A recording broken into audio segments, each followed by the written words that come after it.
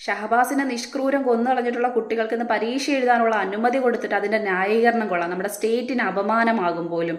എന്താ, കുട്ടികൾക്ക് പഠിക്കാനുള്ള സ്വാതന്ത്ര്യത്തെ നിഷേധിച്ച ഇത് പഠിക്കാനുള്ള സ്വാതന്ത്ര്യമല്ല, അവന്മാർ പഠിച്ചു കഴിഞ്ഞു. എക്സാം എഴുതാനുള്ള സ്വാതന്ത്ര്യമോ? ഇനി ആ പഠിക്കാനുള്ള സ്വാതന്ത്ര്യത്തെക്കുറിച്ചാണെന്നുണ്ടെങ്കിൽ 6 മുതൽ 14 വയസ്സുള്ള കുട്ടികൾക്ക് സൗജന്യവും നിർബന്ധിതമായിട്ടുള്ള ഒരു വിദ്യാഭ്യാസം ഇവിടെ കൊടുക്കുന്നുണ്ട്. ഇവർ 10ാം ക്ലാസ്സിലാണ് പഠിക്കുന്നത്. 15-16 വയസ്സുണ്ടെന്ന് അറിയത്തില്ലായിരിക്കും. അതല്ലെന്നുള്ള ചിലപ്പോൾ മാറ്റി പറയായിരിക്കും. ഇനി അതും പോട്ട്, ഫണ്ടമെന്റൽ റൈറ്റ്സ് ആണില്ലേ? ഫണ്ടമെന്റൽ റൈറ്റ്സ് ആണെന്നുണ്ടെങ്കിൽ ആ മരിച്ചുപോയ കുട്ടിക്കും ഉണ്ടായിരുന്നു ഫണ്ടമെന്റൽ റൈറ്റ്സ്, അവന് ജീവിക്കാനുള്ള അവകാശം. അതില്ലാതാക്കിയതോ?